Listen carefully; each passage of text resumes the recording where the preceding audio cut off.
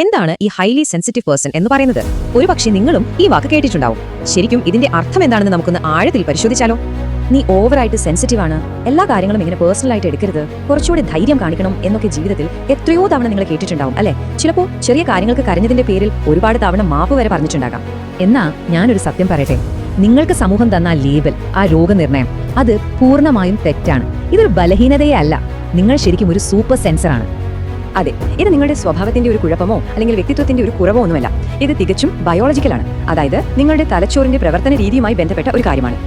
നമുക്കിതിനെ ഇങ്ങനെ ഒന്ന് ഉപമിക്കാം. മറ്റുള്ളവരുടെയൊക്കെ തലച്ചോറ് ഈ ലോകത്തെ ഒരു സ്റ്റാൻഡേർഡ് ഡെഫിനിഷനിൽ റെക്കോർഡ് ചെയ്യുമ്പോൾ നിങ്ങളുടെ തലച്ചോറ് അത് 8K റെസൊല്യൂഷനിലാണ് ചെയ്യുന്നത്. അപ്പോൾ ഒരു സൂപ്പർ സെൻസറിന്റെ ഹാർഡ്വെയർ എങ്ങനെയാണ് പ്രവർത്തിക്കുന്നതെന്ന് നോക്കിയാലോ? ഒരു സാധാരണ തലച്ചോറ് ഒരു 720p ക്യാമറ പോലെയാണ്. ആവശ്യത്തിനുള്ള വിവരങ്ങൾ എടുക്കും, ജോലി എളുപ്പത്തിൽ തീർക്കും, അധികം മെമ്മറി ഒന്നും ഉപയോഗിക്കുകയുമില്ല. എന്നാൽ നിങ്ങളുടെ തലച്ചോറ് അങ്ങനെയല്ല, അത് 8K റെസൊല്യൂഷനിലാണ് പ്രവർത്തിക്കുന്നത്. അതായത് കിട്ടുന്ന ഓരോ ചെറിയ വിവരവും, ഓരോ സൂക്ഷ്മമായ കാര്യങ്ങളും വളരെ ആഴത്തിൽ അത് പ്രോസസ് ചെയ്തുകൊണ്ടേയിരിക്കും. അപ്പോൾ എന്തുകൊണ്ടാണ് നിങ്ങൾക്ക് ഇത്ര തീവ്രമായ കാര്യങ്ങൾ അനുഭവപ്പെടുന്നത്? പ്രധാനമായും 3 കാരണങ്ങളുണ്ട്. ഒന്നാമത്തേത്, നിങ്ങളുടെ തലച്ചോറിന് ഒരു ഫിൽട്ടർ ഇല്ല എന്നുള്ളതാണ്. അതായത് മറ്റുള്ളവർ സാധാരണയായി ശ്രദ്ധിക്കാതെ വിട്ടുകളയുന്ന ചെറിയ ശബ്ദങ്ങളും കാഴ്ചകളുമെല്ലാം നിങ്ങളുടെ തലച്ചോറ് പ്രോസസ് ചെയ്യും. രണ്ടാമത്തെ കാര്യം, നിങ്ങളുടെ മിറർ ന്യൂറോണുകൾ ഹൈപ്പർ ആക്റ്റീവ് ആണ്. അതുകൊണ്ടാണ് മറ്റൊരാളുടെ സങ്കടം കാണുമ്പോൾ അത് നിങ്ങളുടെ സ്വന്തം സങ്കടം പോലെ നിങ്ങൾക്ക് അനുഭവപ്പെടുന്നത്. നിങ്ങൾ ആ വികാരം കാണുകയല്ല, ശരിക്കും അനുഭവിക്കുകയാണ്. പിന്നെ മൂന്നാമത്തേത്, കാര്യങ്ങൾ ആഴത്തിൽ പ്രോസസ് ചെയ്യാനുള്ള കഴിവ്. ഇതുകൊണ്ടാണ് ചിലപ്പോൾ തീരുമാനങ്ങൾ എടുക്കാൻ നിങ്ങൾ കൂടുതൽ സമയം എടുക്കുന്നത്. അത് ആശയക്കുഴപ്പം കൊണ്ടല്ല, മറിച്ച് സാധ്യമായ എല്ലാ വശങ്ങളും നിങ്ങൾ വിശദമായി വിശകലനം ചെയ്യുന്നതുകൊണ്ടാണ്. ശരി, അപ്പോൾ സ്വാഭാവികമായും ഒരു ചോദ്യം വരാം. ഇത്രയധികം ബുദ്ധിമുട്ടുകൾ ഉണ്ടാക്കുന്ന ഈ ഒരു സ്വഭാവം എന്തിനാണ് പരിണാമം ഇതിനെ നിലനിർത്തിയത്? ഒന്ന് ആലോചിച്ച് നോക്കൂ. സംവേദനക്ഷമത ശരിക്കും ഒരു ബലഹീനതയായിരുന്നെങ്കിൽ അത് കാലക്രമേണ ഇല്ലാതാവേണ്ടതല്ലേ? പക്ഷേ അതുണ്ടായില്ല. കാരണം എന്താണെന്ന് വെച്ചാൽ, മനുഷ്യന്റെ അതിജീവനത്തിന് ഈ കഴിവ് ഒരു കാലത്ത് വളരെ അത്യാവശ്യമായിരുന്നു. നമുക്ക് പുരാതന ഗോത്രങ്ങളെക്കുറിച്ചൊന്ന് ചിന്തിക്കാം. ആ ഗോത്രത്തിന് അതിജീവിക്കാൻ ധീരരായ യോദ്ധാക്കൾ വേണമായിരുന്നു. വേട്ടയാടാനും പോരാടാനും റിസ്ക് എടുക്കാനുമൊക്കെ. അതേസമയം അവർക്ക് അപകടങ്ങൾ മുൻകൂട്ടി കാണാനും ഭക്ഷണത്തിന്റെ ലഭ്യത ഉറപ്പുവരുത്താനും സൂക്ഷ്മമായി കാര്യങ്ങൾ വിലയിരുത്താനും കഴിവുള്ള ആളുകളെയും ആവശ്യമായിരുന്നു. നിങ്ങളാണ് ആ രാജകീയ ഉപദേഷ്ടാക്കൾ, ഗോത്രത്തിന്റെ മുന്നറിയിപ്പ് സംവിധാനം.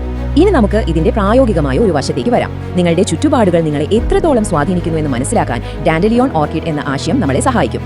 മിക്ക ആളുകളും ഡാൻഡലിയോൺ ചെടികളെ പോലെയാണ്. അതായത് അവർക്ക് ഏത് സാഹചര്യത്തിലും വലിയ കുഴപ്പമില്ലാതെ വളരാൻ സാധിക്കും. പക്ഷേ നിങ്ങൾ അങ്ങനെയല്ല, നിങ്ങളൊരു ഓർക്കിഡ് പോലെയാണ്. പ്രതികൂല സാഹചര്യങ്ങളിൽ ചിലപ്പോൾ പെട്ടെന്ന് വാടിപ്പോയേക്കാം. എന്നാൽ ശരിയായ പരിചരണവും സ്നേഹവും അനുകൂലമായ സാഹചര്യവും ലഭിച്ചാൽ ഒരു ഡാൻഡലിയോണിനും നേടാനാവാത്ത അത്ര സൗന്ദര്യത്തിലും പൂർണ്ണതയിലും നിങ്ങൾ വിരിയും. ഇതിനെയാണ് ശാസ്ത്രം വാന്റേജ് സെൻസിറ്റിവിറ്റി എന്ന് പറയുന്നത്. അതായത് ശരിയായ ഒരു സാഹചര്യത്തിൽ നിങ്ങൾ അതിജീവിക്കാൻ മാത്രമല്ല ചെയ്യുന്നത്, മറ്റുള്ളവരെക്കാൾ ഒരുപാട് മികച്ച പ്രകടനം കാഴ്ചവെക്കുകയും ചെയ്യും. അപ്പോ ഇതിനുള്ള പരിഹാരം കൂടുതൽ കഠിനനാവുക എന്നതല്ല, അത് നടക്കുകയുമില്ല. മറിച്ച് നിങ്ങൾക്ക് തഴച്ചു വളരാൻ കഴിയുന്ന നിങ്ങളുടെ സ്വന്തം ഗ്രീൻ ഹൗസ് കണ്ടെത്തുക എന്നതാണ്. അതായത് നിങ്ങളുടെ ജീവിതത്തെ നിങ്ങളുടെ ബയോളജിക്ക് അനുസരിച്ച് ക്രമീകരിക്കുക. അപ്പോ നിങ്ങളുടെ ഈ സംവേദനക്ഷമതയെ ഒരു കുറവായി കാണുന്നത് നിർത്തുക. പകരം അതിനെ സംരക്ഷിക്കേണ്ട ഒരു വിലയേറിയ സമ്മാനമായി, ഒരു ഹൈ പെർഫോമൻസ് സിസ്റ്റമായി കാണാൻ ശ്രമിക്കുക. അപ്പോ നിങ്ങൾക്കായി ഇതാ ചില നിർദ്ദേശങ്ങൾ. ഒന്നാമതായി, നിങ്ങളുടെ ബയോളജിയെ മാറ്റാൻ ശ്രമിക്കരുത്. കൂടുതൽ കഠിനമായ ഒരു ഫിൽറ്റർ വെക്കാൻ ശ്രമിക്കുന്നത് നിർത്തുക. രണ്ടാമതായി, നിങ്ങൾക്ക് ചുറ്റും ശക്തമായ അതിരുകൾ നിർമ്മിക്കുക.